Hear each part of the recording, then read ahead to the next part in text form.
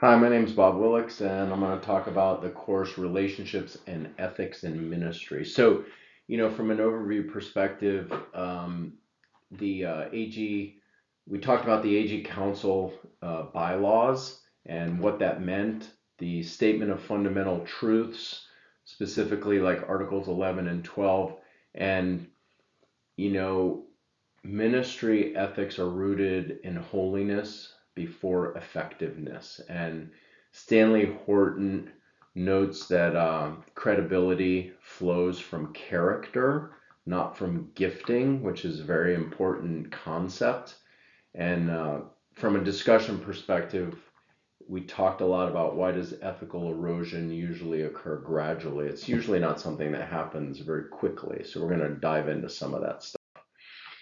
So when it comes to starting out right, AG has a ministerial code of ethics that talks about personal integrity and accountability, which is important to keep in mind. And I love Francis Chan.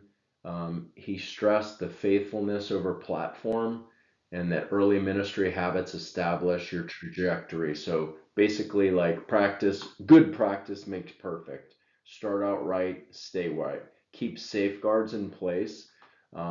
And which of those safeguards really depends on you personally, like where you may struggle. Be cautious with that.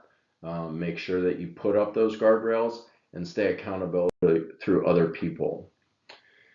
The next section talked about relationships with God and self, and the AG position paper on mental health awareness was very impactful to think about just the things that ministers go through in their day to day and how burnout often reflects identity confusion because being a minister has it's a calling, right? It's not a job.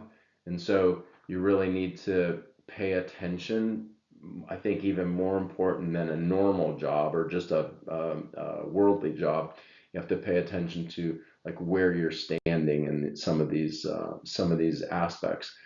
The next talked about family and friends, and really when it came to like marriage and family and your minister responsibilities versus your family responsibilities and how those ethics can be tied together in that I want to make sure that I am ministering appropriately, but I am not sacrificing my family. And your calling never replaces the covenant that you have with God. And so, what protective boundaries am I putting around my family health to make sure that I'm not eroding that?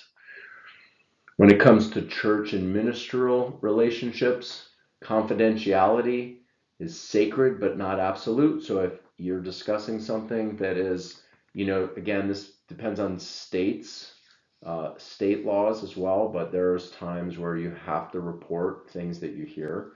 But abuse cases demand reporting despite pastoral discomfort. You might not want to talk about it, but it needs to be addressed.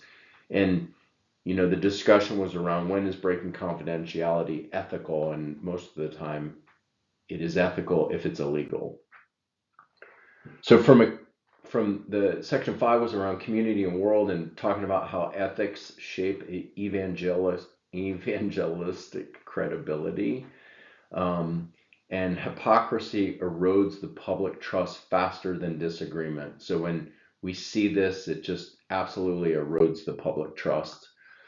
And so the core themes around Christian ethics really had to do with the AG position paper on that. And this whole concept of ethics flowing from God's character. One of the examples would be financial transparency, protecting all parties. If I am transparent with that, then everybody knows what I'm doing. There should be no hidden agenda. The second part of that had to do with the position on abortion, suicide, euthanasia, and sexual identity. Very compelling. A lot of stuff to talk about that I don't have time to go into depth, but crisis counseling requires conviction and care. And how do you as a pastor hold that truth with grace? It's a very sensitive topic, and we have to rely on the Holy Spirit for guidance and use good judgment when it comes to that. And then core themes around dealing with discouragement. There's a nice paper on AG mental health and the resources for that. Elijah, you think about Elijah, his despair followed victory every time. And if we think about it, an example, delayed help really intensifies burnout. So the longer we delay that, it just makes it worse and worse. And what support systems do you have in place to really sustain leaders? And then dealing with the dark side, like when there is sexual misconduct or ministers need to be restored, you know, just remember that accountability precedes sustainability. And unchecked authority always almost leads to collapse. And so, very important to keep these pieces in mind. It's not just as easy, again, it's a calling, not a job.